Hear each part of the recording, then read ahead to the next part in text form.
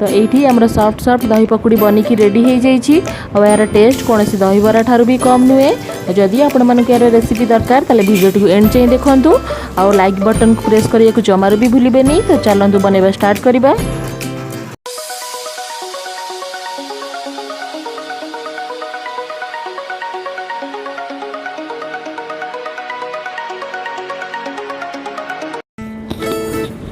नमस्कार मु सुश्री मो चैनल को आपण मानक वेलकम करुछि।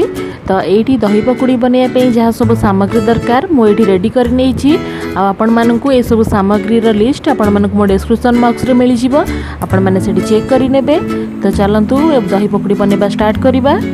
तो सेति पई मु एठी गोटे बोल बेसन नहीं, एठी गोटे बोल फ्रेश दही नहीं, एठी सोरिष नहीं, नाली लंका गुंड नहीं, लुण स्वाद अनुसार, हेंगु नहीं, ये भजा जीरार गुंड, ये कला लुण, ये चीनी गोटे टेबल स्पून, भृसंग पत्र और 2टी सुखिला लंका,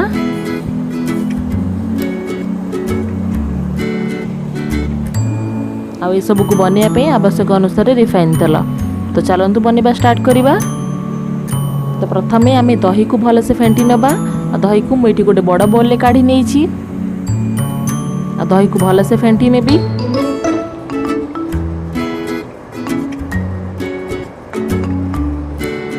ये दही को फेंटी सारा पर रखि बेसन मु गोटे टेबल स्पून फुल नहीं,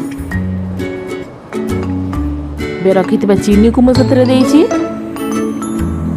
एबे कला लुण गोटे टेबल स्पून देइछि, प्लेन लुण गोटे टेबल स्पून कम देइछि। आपण स्वाद अनुसार लुण नेबे न बेसी लुण होइजिबो। लंका गुंड गोटे टेबल स्पून आ भजा जीरा गुंड गोटे टेबल स्पून नेइछि। आ ताको देइकी भलसे याको मिक्स करि नेबी। ताको भलसे 2 ରୁ 3 मिनिट एमती मिक्स करि नेबे। आ तापरे एठी मु पानी गोटे ग्लास देइछि। मते जेतिकी थिक दरकार मु सेही हिसाब रे पानी नेइछि। तो गोटे बोल दही पे मु गोटे ग्लास पानी नेइछि। आको भलसे मिक्स करि नेबी। मिक्स कर सारा पर आपको कभर करके गोटे साइड को रखी देबी। तो ये नेक्स्ट प्रोसेस को जीवा। तो से मु गोटे बड़ बोल नहीं पकोड़ीर घोल बनवाई ये बेसन को मुझे लुण दे स्वाद अनुसार।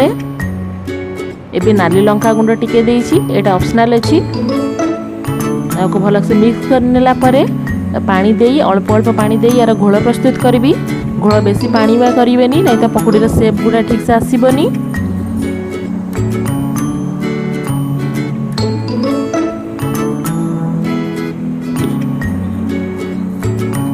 ये घोल प्रस्तुत करुँची। आपको भलसे 2 ରୁ 3 मिनिट एमती मिक्स करेंगे जमी ए कौन लम्स रही। ये देखो आम घोल बनिकी रेडी हो जाइए। ताकू आम ए छाणीबा।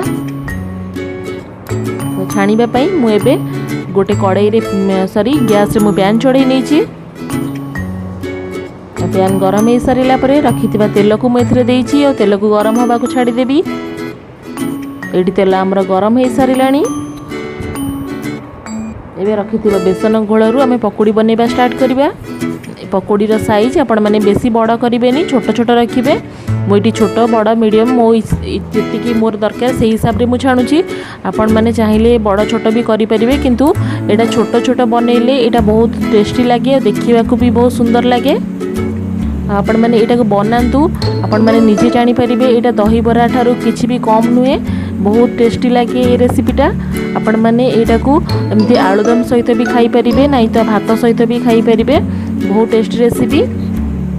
तो आपण मैंने एबे चाहिए जदि मो चैनल को सब्सक्राइब करना ताले प्लीज सब्सक्राइब कर दिंतु। आ पाखे थिबा बेल आइकन को भी दबाई दिंतु, जहाँ फल मोर अपकमिंग वीडियो नोटिफिकेशन आपण मैंने पाई परिबे। आ मो वीडियोटी आपण मानकु केमिति लागुची मते कमेंट सेक्शन रे निश्चय जणैबे।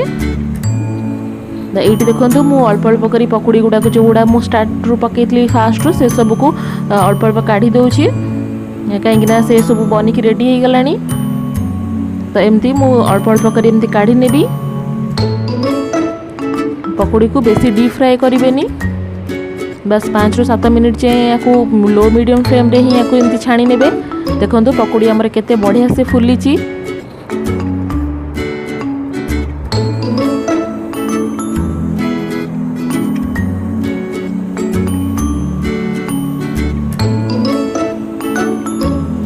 आपण मानकु जदि मोर वीडियो भल लागु थाए ताले प्लीज गोटे लाइक देबे आउ मते कमेंट सेक्शन में निश्चय जानवे जे मो रेसिपी गुड़ाक आपण मानकु केमिति लागुची आउ आपण मानकु आगो को को टाइप रो रेसिपी दरकार सेटा भी मते कमेंट सेक्शन में जानवे मु निश्चय ट्राई करी अपलोड करिया पई।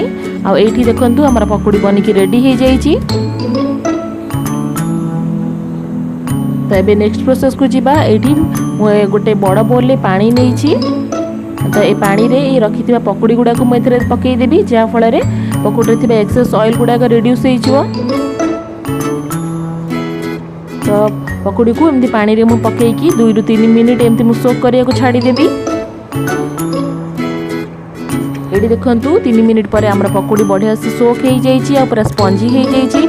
आकु मु एबे पानी रू काढी की रखिथिबा दही रे मु पकई नेबी एमती आकु हाथ रे हल्का से एमती प्रेस करी पकेबे बेसी जोर प्रेस करिबेनी नै तो पकोड़ी गुडा को हमर भांगी जिवो।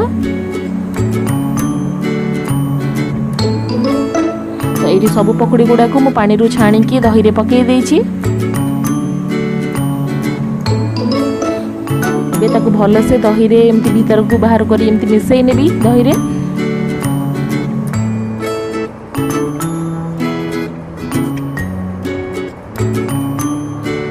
तो एबे मो भजा जीरा गुंड 1 टेबल स्पून ऐड करूची।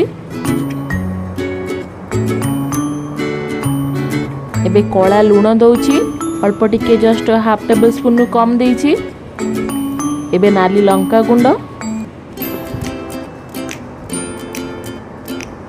एबे याको साइड कर रखी देबी। आउ यार तड़का लगे पे प्रस्तुत करबा। तो तड़का लगे पे मु एठी गोटे कढ़ाई रे 2 टेबल स्पून तेल दे देइची। तेल ये गरम हो सारा पर 2टी सुखिला लंका को मैं पकईकी भल से भाजी नेबी।